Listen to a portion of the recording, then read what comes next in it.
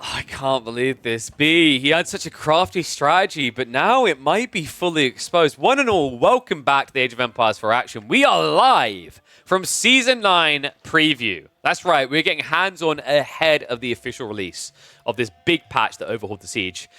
Game 4, we're on Wetlands. B with the Japanese and Anatan with the Abbasids. We just had to remake because B had a crash, and it's so unfortunate because B did have an advantage there, and it was building almost to a point that it felt like it was going to be a default win, but it was just shy of what I would have said was the margin to cover. So, yeah, bless him. B, he even actually went, we can just call it 4-0 if you want. I wasn't having any of it. Anatan wasn't either. He's like, no, you deserve to play this again. So we're going to run it back. It was really cool to witness, though. So Anatan, he went mass docks to fish, and B countered it with mass shinobi, sabotaging all the docks while being ready to tech up. I wonder if we're going to see the same. Love the opening from B. Once again, moving out the farmhouse onto the shoreline fish is very efficient here, because it's your house, right? It's your house and your mill. It's perfect. On the other side, Anatan has started delayering the docks again. The question is whether we see him go to the same extremes as last time. He's already changing the plan. He's going for the flank docks that are less likely to get scouted here. So this is really efficient from both sides. For the Japanese, you only spend the 50 wood, which you'd need to build a house anyway, to get a mill. And then also, once you're done with the fishing, once you have level 1 wheelbarrow, it becomes worth it to gather from berries that are near the ponds. On the other side, Anatan is also very efficient. Oh my god, I'm so I hate myself. Because he only spends 75 wood per dock. So staying up on multiple ponds, very good for the Abbasids and Ayyubids, whereas most civs would not want to do this when it costs 150 wood just to get the dock alone. How's Vil fishing rate compared to other food incomes? It is the highest. There is nothing at minute 1 that a villager will gather from quicker than shoreline fish. Shoreline fish is 1 food a second. Boar, by comparison, is 0.9. Right? Sheep is 0.75. Deer is 0.84. Berries are now 0.69. What's really cool, though, is you naturally get Tawara, and once you've done that, like you're done with the fishing on the shoreline, you switch onto the berries, because Tawara gives 25% more, which means you're gathering at, like, close to a deer gathering rate. I think it's like 0.81 or something. Fishing now getting set up by Anatan on the first, second, and third pond. It's going to give him a very delayed tech timing. The Coca Township's coming in aggressive. I genuinely think Coca Township's the future. Especially with the changes to the Daimyo mana, it was very smartly done by the devs because now playing Feudal doesn't feel horrible. So Horseman Shinobi is likely to start taking over in the meta. In the meantime, it at least functions really nicely to buy time for a tech up on a delay. Oh, I need to refund points and bring them out again. So delete. I'll start predictions again.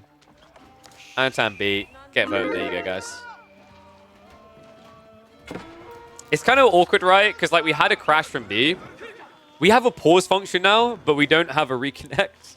I applaud the devs for adding a pause function, but it kind of feels moot 98% of the time, I'd say, unless you have a reconnect function as well.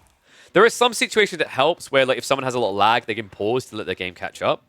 But outside that, it's a feature that is appreciated, but I really hope Season 10 has a reconnect function coming.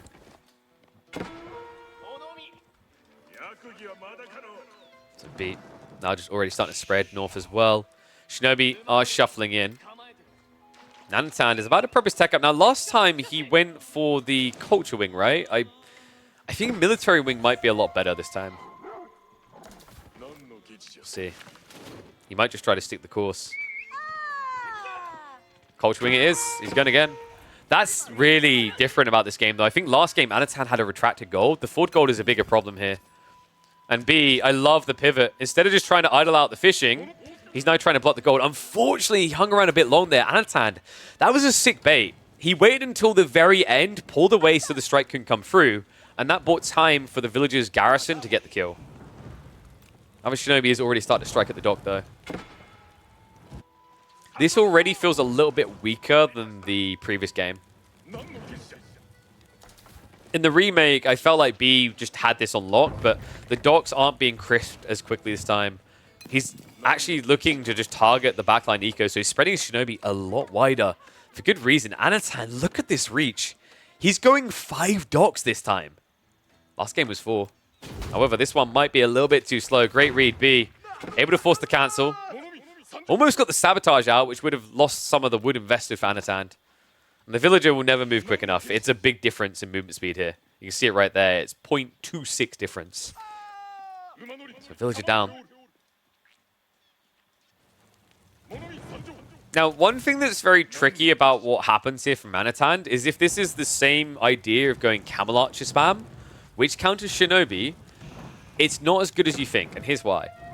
B could just rush Castle Age from his position, but he doesn't need to. Instead, what he could do is drop a Stables. Look at the stone. He's close to getting Daimyo mana, which allows him to then go Uma Bannerman Horseman, which will counter Camel Archers. Yeah, I think the Horseman Shinobi meta is about to begin. It's actually really scary, and for those playing on live that don't have access to Season 9 pop, it's already that good. I think the one way that Japanese viably play Feudal now is Koka Township into Horseman. Maybe sometimes you can go Yumi as well, but the Horseman feels so good. First dock down. 6 ninjas waiting on the edge of the base to sneak in. There's still a lot of spread eco here. I love the fact that Anatan is going ultra wide. Shinobi are quicker than most infantry, but they don't want to have to go cross map. Shinobi, Shunshin in. Oh my god, he just goes straight for it. Sabotage gets it low already. He's going to need to repair the outpost. You see B is waiting to grab him for it. Moves in now. I don't think you defend this. It feels impossible. Anatan, he's going to try to shuffle out again. No way. The TC's getting annoying. It's just on the edge of range here.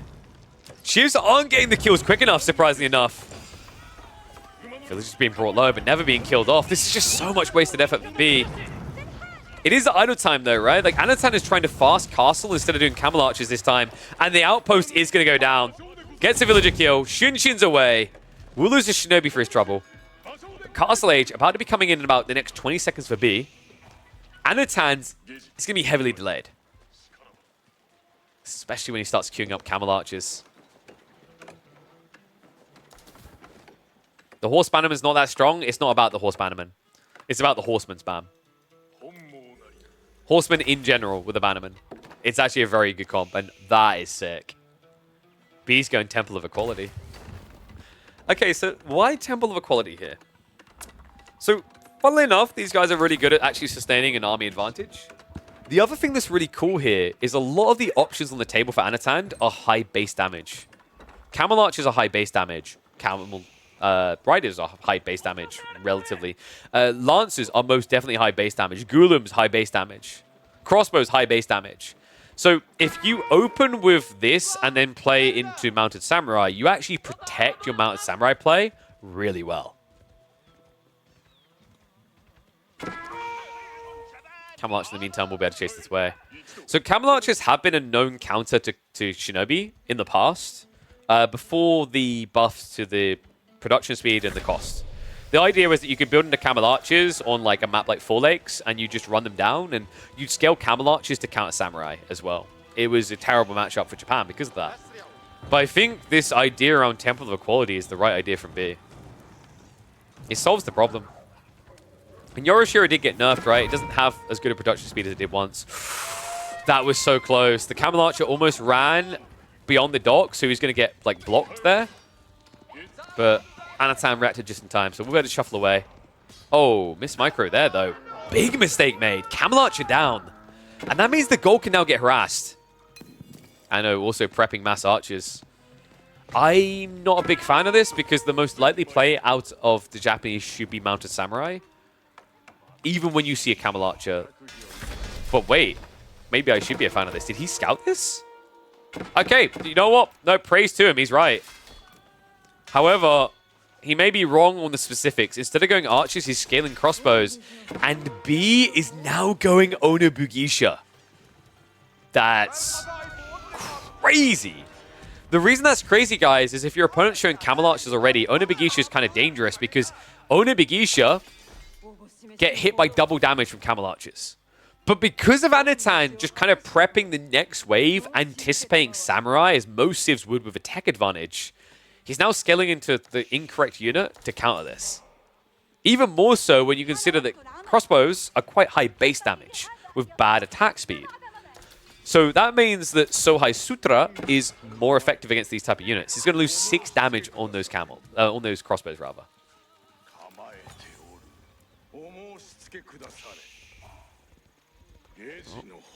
Camels aren't going to ride in, so initial trade might be good here. The Onabagisha have been vetted up already. Another awkward issue here is Shinobi get bonus damage against you. They hit for 29 right now. Oy, oy, oy, even more. Look at that. The Bannerman Aura. Yeah, you heard that correctly. It does work. Shinobi count. They get the 15% damage increase, which is wild if you think about it. It's like having a mounted samurai level of damage buff, but instead of spending 240 resources, you're only spending 100. Camel Rider, I don't think you can even get a kill.